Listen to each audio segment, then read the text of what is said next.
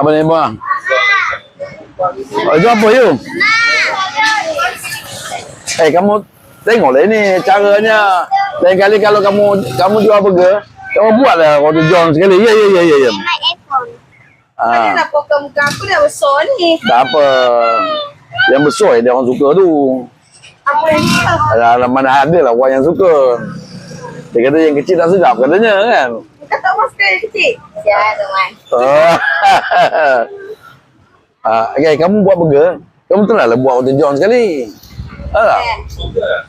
Kira yang besar tu barulah puas dia orang kan. Betul tak you? Yang kecil-kecil ni mana cukup.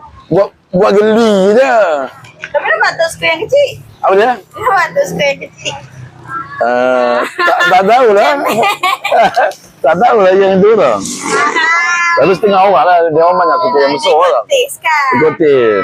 Faham? Besar tu sebenarnya dia rasa puas tu cukup kan? Padat lah. Padat.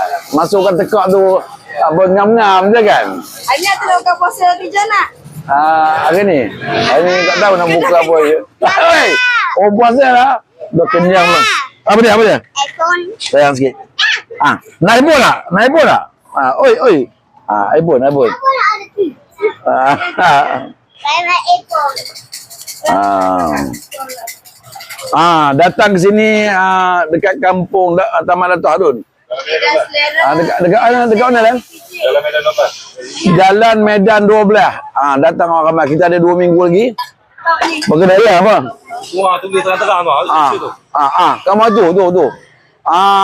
Kat situ. Datang beramai-ramai kat sini. Ada meja pun juga sini. Syemulat. Mana meja ambil jawab. Dengan mijau 40 tahun ni. 40 tahun menjawab ni. Tak kena ada pasti tak? Cuba tu makan. Rasa. Orang puasa. Jawab ni juga macam je. Buat lain sikit. Tapi ni lagi sedap lah. Ya ke? Kalau untuk orang berpuasa lagi sedap. Kalau tak puasa biasa je. Ya ke? Kita puasa. Nanti Kata aku besar lagi lah. Tengok ni, meja pun. Sama tempat. Tapi ni tadi hari lah. Ini tiap hari ada kat sini. Macam saya kedai tu. Jalan nombor 11. Kedai nombor 11. Datang hari-hari. Kalau lambat, pukul 10 dah habis dah. Tak ada mi Jawa dah. Kamu pun kalau nak datang, boleh datang. Kan?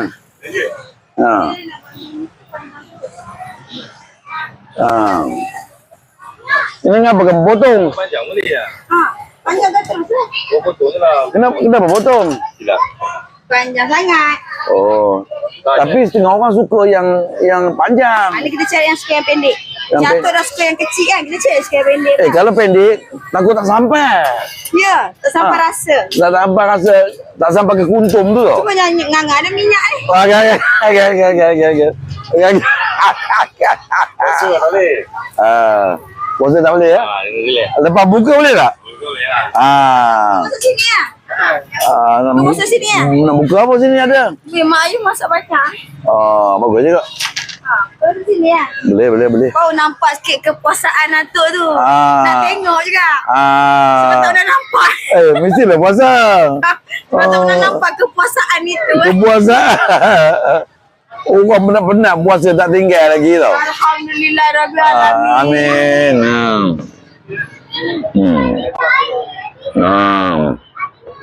Oh, iyalah. So kalau Ini yang betul ni. Yang spak mini kita buat separuh lah. Tapi yang betul tu ada yang pelingkir ke apa? Penyedap memotongkan tekak lah ya. Penyedap dia. Kamu kalau nak menjaga dia kan, cameraman. Ada penyedap tu. Kalau tak ada penyedap, memang tak sedap. Pada orang yang buat penyedap dia. Ya. Kau buat penyedap tu? Kilang. Kilang? Mayonis kan? Saya juga ya. Kilang buat apa punya penyedap tu?